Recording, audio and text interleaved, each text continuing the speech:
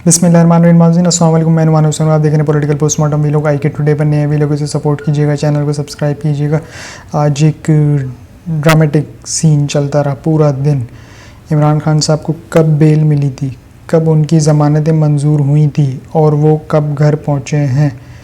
तो घर वो जब पहुँचे हैं तो अभी लगभग टाइम हो रहे हैं कुछ 3:30 बजे। तो 3:30 बजे के टाइम अभी ब्रेकिंग चल रही है कि इमरान खान साहब ज़मान पार्क पहुंच गए हैं अपने घर। पूरा दिन क्या होता रहा वो फुटेजेस के थ्रू आप यहाँ पे देखते रहेंगे, हमने लाइन वाइज लगाई हुई है सारी। लेकिन इमरान खान साहब को जो बेल्स मिली हैं उसमें इस्लामाबाद की अदालत ने ये कहा है कि इमरान पहले तो मुकदमात के ऊपर दिया गया, जैसे कि नैब का जो था ये नैब का जो केस था उसमें दिया गया। उसके अलावा फिर कुछ और भी केसेस थे उन पर भी दिया गया। एट दी एंड जज साहब ने ये कहा कि इमरान खान पे जितने भी केसेस हैं, जितने भी जो हमें पता है, जो हमारे आगे रखे हुए हैं टोटल वो, और जो अब मज़ीद आप कर दोगे तो उन सब में हम अभी से इमरान खान साहब को ज़मानत देते हैं। तो इमरान खान साहब को ज़मानत मिल चुकी है और वो घर पहुंच गए हैं। यकीनन जाती अमरा में एक शोक का समा होगा, क्योंकि आज वज़ीर-ए-आज़म हाउस में भी कुछ मामलात अच्छे नहीं थे, टेंशन था, क्योंकि वफाकी काबीना का इजलास एक ही दिन में 2 दफ़ा हुआ। एक ही दिन में 2 दफ़ा वफाकी काबीना का इजलास हुआ और डिस्कशन किया थी उसमें कि एमरजेंसी लगाई जाए या ना लगाई जाए। तो एमरजेंसी अगर लगानी थी, अगर लगाने वाला होता तो वो लगा चुका होता है, लेकिन इन्होंने नहीं लगाई। क्यों नहीं लगाई? इनके जहनों में 2 चीज़ें थी। पहली चीज़ तो ये कि एमकेएम और पीपल्स पार्टी ने इस चीज़ की मुखालफत की कि नहीं लगानी चाहिए एमरजेंसी। इवन के एक चीज़ इसमें और भी ऐड कर दूं कि पीटीआई को कालाधन तंजीम करार दिया जाए। तो कालाधन तंजीम की हिमायत नहीं की एमकेएम ने और पीपल्स पार्टी ने। दूसरा एमरजेंसी इसलिए नहीं लग सकी क्योंकि इनके जहनों में कहीं ना कहीं ये खटक रहा था कि अभी तक हमें अदालतों से इतना अच्छा कोई रिलीफ मिला नहीं है।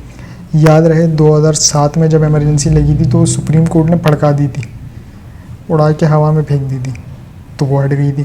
तो इनके जहनों में भी ये था कि अगर हम दोबारा लगाते हैं और अदालत ने उड़ा के फिर फेंक दिया तो फिर की होने की।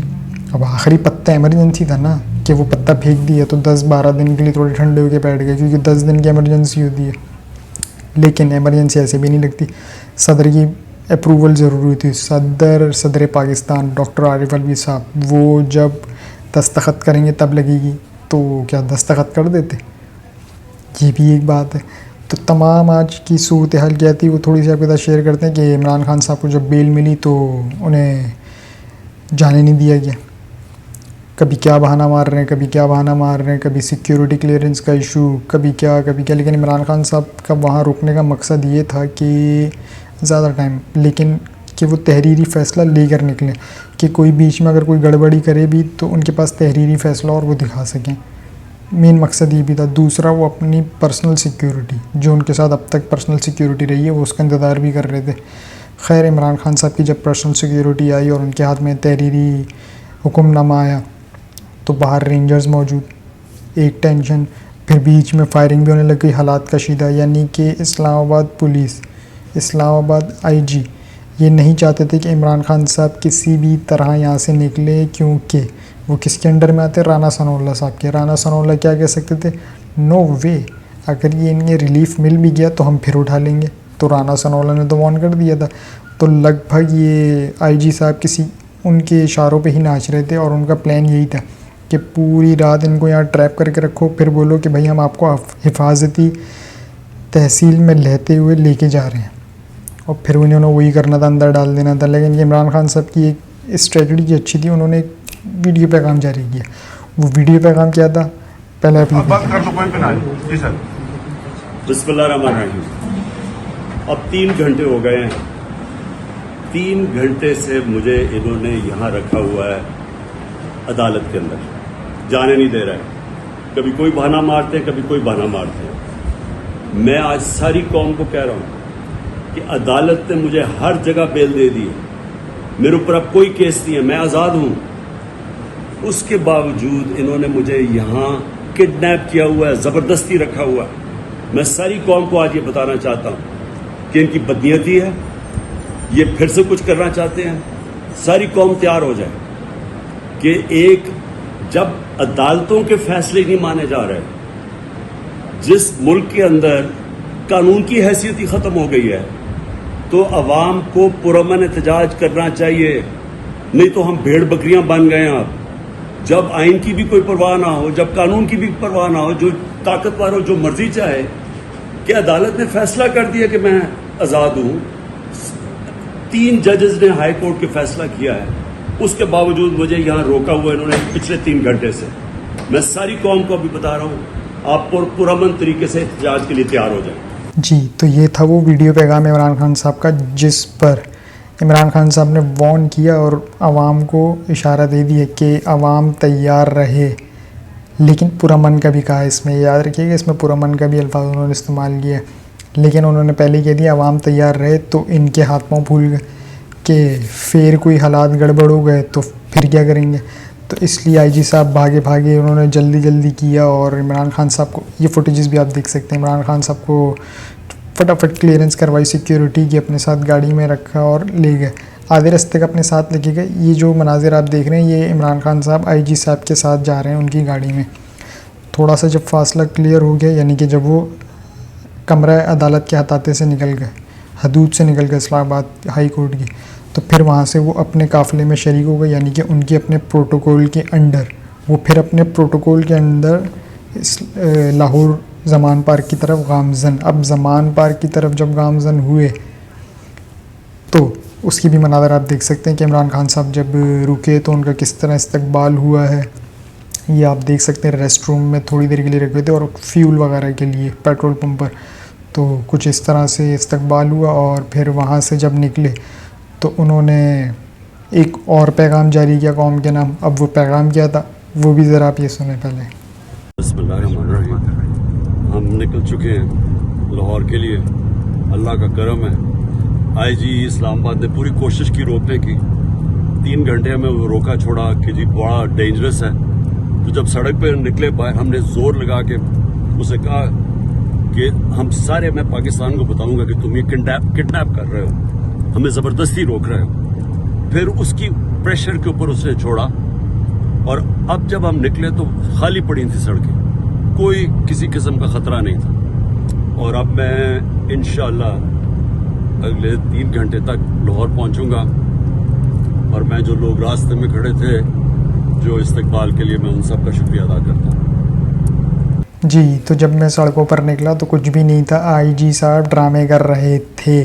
तो ये था वो पैगाम। और उसके बाद फिर उससे पहले ही उनके हाथ पांव फूले तो उन्होंने जाने दिया। और इमरान खान साहब ने बताया कि जब मैं रोड पे निकला हूँ तो किस तरह से क्लियर है रोड, सब कुछ क्लियर है। खैर, इमरान खान साहब का इस्तकबाल भी आप देख सकते हैं कि किस तरह से आलीशान इस्तकबाल हुआ है। जबकि रात के 3:30 बज रहे हैं, तो अंदाज़ा लगा लें आवाम इस कदर जोश व खरोश के साथ उनके साथ एक बड़े काफ़िले के साथ रवां दवा थी। इस्लामाबाद से ही आहिस्ता आहिस्ता काफ़िले हर टूल प्लाजा की तरफ से उन्हें ज्वाइन किए जा रहे थे और फिर वो काफ़िला बढ़ते बढ़ते काफ़ी एक समंदर नमा हो गया।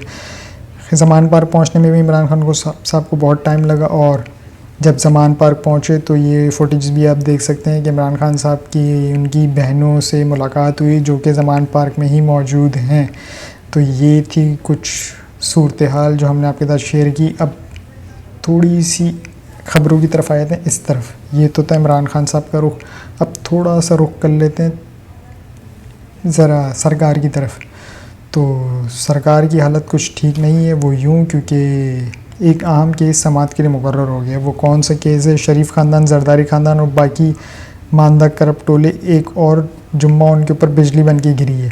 क्यों? क्योंकि तमाम बरियत माफिया NRO उनकी ख़तरे में पड़ गई हैं। उसकी वजह क्या है कि नैब तरमीम केस समात के लिए मुकर्रर हो गया है। नैब तरमीम केस समात के लिए मुकर्रर हो गया है। तो इन्होंने जितने भी पास करवाए थे ना, ये लॉ पास, वो लॉ पास, फला अमेंडमेंट, ये सब इनके गले पड़ गई। एक एक करके तो वैसी पड़नी थी, लेकिन अब मज़ीद पड़ गई हैं। और अब ये खैर मना है। इन्होंने आज PDM का एक इजलास हुआ जिसमें इन्होंने एक मीटिंग की। मीटिंग के बाद एक प्रेस कॉन्फ्रेंस की और बाहर आके रोना धोना किया, supreme court supreme court supreme court. खैर, लुब्बे लुबाबी है कि इन्होंने कॉल दी है पीर को, बरोज़ पीर, सुप्रीम कोर्ट के बाहर एहतजाज की, मौलाना फजलुर रहमान। तो पीर को इन्होंने एहतजाज की कॉल नहीं दी है, बड़े सियाने हैं, मैं इनकी चाल समझ गया हूँ। ये इन्होंने कॉल जो दी है ना, वो एहतजाज की कॉल नहीं है, वो ये दी है कि आओ सब मिलके चलते हैं और शहबाज शरीफ साहब की नाअहली का फ़ैसला सुनते हैं और फिर वापसी आके वज़ीर आज़म हाउस जाते हैं और उनको बोलते हैं जाएं। तो ये प्लान है। प्लान ये नहीं है कि सुप्रीम कोर्ट जाके एहतजाज करना है, प्लान ये है सुप्रीम कोर्ट जाके शहबाज शरीफ साहब की नाअहली का ऐलान सुनकर, हुक्म सुनकर दोबारा जाके वहाँ सुनाना। तो थोड़ा सा ये प्लान है। और अगर एहतजाज कर भी रहे तो सर दफ़ा 144 लगी हुई है, फिर जब दफ़ा 144 है तो किसी एक के लिए नहीं, फिर वो सबके लिए होनी चाहिए। और अगर सबके लिए नहीं होगी तो फिर हम आवाज़ बुलंद करेंगे और आवाज़ हमारी थोड़ी बुरी लगेगी तो बुरा नहीं मानिएगा। देखते हैं क्या होता है। अब मैंने ये क्यों बोला है कि उनकी नाअहली का उनको ऐलान होगा तो वो जाके सुनाएंगे जब हुक्म सुनाया जाएगा, क्योंकि 14 तारीख आखिरी दिन था, ये इतवार को इलेक्शन। याद रहे सुप्रीम कोर्ट ने आखिरी समाअत में कहा था कि कुछ भी हो जाए 14 तारीख बरकरार रहेगी। तो 14 तारीख के बाद लगती है 15 तारीख। 15 तारीख यानी कि पीर को जब समाअत हो रही होगी तो कंटेम्प्ट ऑफ कोर्ट लग रहा होगा, और जब कोर्ट लग रहा होगा तो ये सारे भिखारी जितने भी हैं पहुँचे हुए होंगे, और जब ये पहुँचे हुए होंगे तो नाअहली का फ़ैसला सड़े हुए मुँह के साथ लेके